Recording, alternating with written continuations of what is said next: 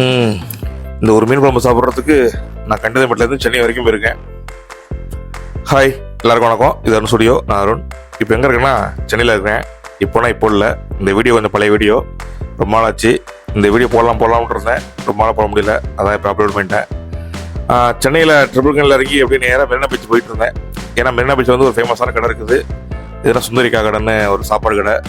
அங்கே மீன் குழம்பு சாப்பாடு நிறையா இருக்கும். நேராக போய் ஆட்டோ பிடிச்சி ட்ரிபிள்கன்லேருந்து மெரினா பீச் இறங்கியாச்சு. தேடி பார்த்தோம்னா அங்கே நேராக தெரிஞ்ச ஒரு போர்டு, சுந்தரிக்கா கடை அப்படின்னு. போய் பார்த்தோம்னா கியூக்கு நிற்கிறாங்க. எதுக்கு டோக்கன் வாங்க, சாப்பாடு டோக்கன் வாங்க. அவ்வளோ கூட்டம். சரி டோக்கன் வாங்கியாச்சு. வாங்கிட்டு போய் சாப்பாடு வாங்கலாம் போனால் அந்த டோக்கன் கொடுத்து சாப்பாடு வாங்குறதுக்கு அவ்வளோ கூட்டம். மீன் குழம்பு சாப்பாடு, கறி சாப்பாடு எல்லாம் இருந்துச்சு. இந்த கூட்டத்தில் எல்லாம் வேலைக்கு போகிறோமா வந்து சாப்பிட்டு இருந்தாங்க மத்திய நேரத்தில்.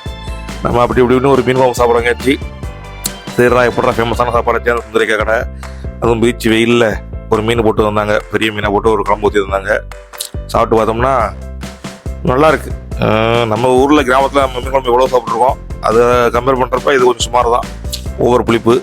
சரி, மீன்லாம் இங்கே நிறைய எல்லா வகையான மீனையும் வந்துட்டு இருந்தாங்க. நம்ம இந்த கடையில் வஞ்சர மீன் ஃபேமஸ் ஆச்சு. சரி, ஒரு வஞ்சர மீனை வாங்கி சாப்பிட்டு போகணும், வாங்கி சாப்பிட்டு பார்த்தேன். மீன் முழு இல்லாமல் நல்லா டேஸ்ட்டாக இருந்துச்சு. ஆனால் அந்த டேஸ்ட் வந்து நம்ம வீட்டில் வறுத்த மீன் எப்படி இருக்குமோ அது மாதிரி தான் இருந்துச்சு. அதோட கொஞ்சம் சுமாராக தான் இருந்துச்சு.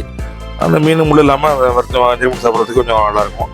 மற்றபடி வேலைக்கு போகிறவங்க எல்லாம் வந்து சென்னையில் உள்ள ஆளுலாம் வந்து எப்பா கூட்டம் தாங்க உட்கார இல்லாமல் சாப்பிட்டு இருந்தாங்க இந்த அடிக்கிற வெயிலில். ப்ரைஸும் இந்த கடையில் காஸ்ட்லி. சாப்பாடு ரொம்ப காஸ்ட்லி. அதுக்கு நீங்கள் ரெஸ்டாரண்ட்லேயே உட்காந்து சாப்பிட்லாம். சென்னையெலாம் வந்தோம்னா இனிமேல் அப்படியே பீச்சை சுற்றி பார்த்துட்டு நேராக போக வேண்டியதான். இங்கெல்லாம் நிற்க கூடாதா சாமி அப்படின்ட்டு ஒரு ஐடியா எடுத்தது. அப்படியே நானும் போய் கிளம்பிட்டேங்க. ஓகே, பாய்.